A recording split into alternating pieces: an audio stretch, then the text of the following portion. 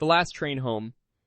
The last train always ran at 12:17 a.m. Everyone in the town knew it, though hardly anyone used it anymore. The station itself, Hollow Creek Station, sat at the edge of town, surrounded by trees that seemed too dense, too dark, even during the day. At night, the place felt abandoned, like it had already been forgotten. Except for the train. Mika hadn't planned on taking it. Her car had broken down on a narrow road just outside town, her phone had no signal, and the nearest light she could see was the dim, flickering glow of the station. She walked there out of necessity, not choice. The clock above the platform read 12:14, 3 minutes, there was no one else around. The wind whispered through the trees, carrying a faint sound that almost resembled voices. Mika pulled her jacket tighter around herself and stepped onto the platform. "Hello?" she called out. No answer. The station building was locked, the ticket window was dusty, the inside dark. It looked like no one had worked there in years. Then she heard it, a low, distant rumble. The train, headlights pierced through the trees, far brighter than they should have been. The sound grew louder, but it wasn't the rhythmic clatter she expected. It was uneven, like something dragging. The train burst into view. It screeched into the station with a deafening metallic scream, sparks flying from beneath the wheels.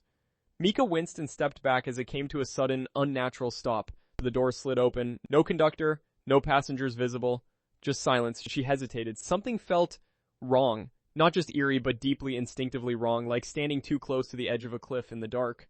But staying alone in the woods felt worse. Mika stepped inside. The door slammed shut behind her. She jumped, spinning around, but the train had already begun moving again, far faster than it should have. The interior lights flickered. The carriage was old, not just outdated, decayed. The seats were torn, stuffing spilling out. The windows were clouded with grime, making it impossible to see outside. And the smell. A damp metallic scent filled the air like rust or blood. "Hello?" she called again. Still no answer. She walked down the aisle, her footsteps echoing too loudly in the empty space. The train rocked unnaturally, swaying as if it were struggling to stay on the tracks. Then she noticed something. Someone was sitting at the far end of the carriage. A man. He was hunched forward, his face hidden in shadow. He hadn't moved since she entered. Relief washed over her. "Hey," she said, walking closer. "Do you know where this train is going?" No response. She slowed her pace. "Excuse me?" The man's head twitched. Not a normal movement. It jerked slightly to the side like something had pulled it. Mika stopped. "Are you okay?" Slowly, too slowly, the man raised his head. His eyes were wide open, too wide, and they were completely black. Mika's breath caught in her throat. The man's mouth stretched into a smile. It went too far, splitting his face unnaturally wide. "You shouldn't be here," he whispered. His voice sounded wrong, layered, like multiple voices speaking at once. Mika staggered back. What is this?" The lights flickered again. When they stabilized, the man was gone. Mika turned and ran. She pushed through the door into the next carriage. Empty, but not the same empty. This one felt occupied. The air was colder, the smell stronger. And the seats, they weren't empty. At first she thought they were covered in coats or blankets, but as she stepped closer, she realized they were people, or what was left of them. Figures slumped in seats, their bodies twisted, their skin gray and tight against bone. Their eyes were open, staring straight ahead, watching. Mika let out a strangled gasp and backed away. One of the heads turned, just slightly. A dry cracking sound echoed through the carriage. Then another, and another. One by one, the figures began to move. Their necks twisted unnaturally as they turned to look at her. Mika screamed and ran. The next carriage was worse. This one wasn't filled with bodies, it was filled with reflections, every window, every surface, mirrors. But they didn't show the same thing. Mika saw herself standing still at the doorway. Even though she was moving, her reflection tilted its head slowly, smiled. And then it stepped it out of the glass. Mika stumbled back as something grabbed her arm, cold, so cold it burned. She looked down, her reflection was holding her. Up close it wasn't quite right, the eyes were slightly off, the smile too wide. "You took our place," it said softly. I didn't— "You boarded," it interrupted. "Now you stay." Mika yanked her arm free and bolted. She didn't know how many carriages she ran through. Each one worse than the last. Whispers filled the air now, echoing from every direction. The train seemed endless, stretching far longer than it should have. And it was speeding up. The floor trembled beneath her feet. The doors between carriages slammed open and shut on their own as if guiding her or trapping her. Finally, she reached a door that looked different. Old, wooden, at the end of the train. She threw it open.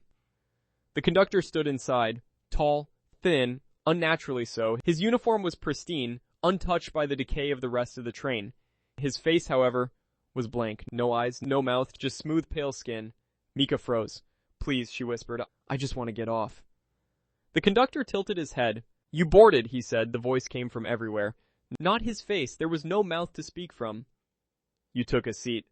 "I didn't sit. I just got on." "You entered," he corrected. The train lurched violently. Mika nearly fell. "Where are we going?" she asked, her voice shaking. The conductor slowly raised a hand and pointed toward the front of the train. Mika followed his gesture. The door behind him creaked open, and she saw nothing. Not darkness, not tracks, just a vast, endless void. The train wasn't on rails anymore. It was suspended in nothing, moving towards something she couldn't see. "You can take my place," the conductor said. Mika blinked. "What?" "You can stay, replace me." Her heart pounded. "And if I don't?" The conductor tilted his head again. "Then you join the others." The whispers grew louder behind her. She could feel them now. Hands brushing against her back, breath on her neck. They're already choosing," the conductor said.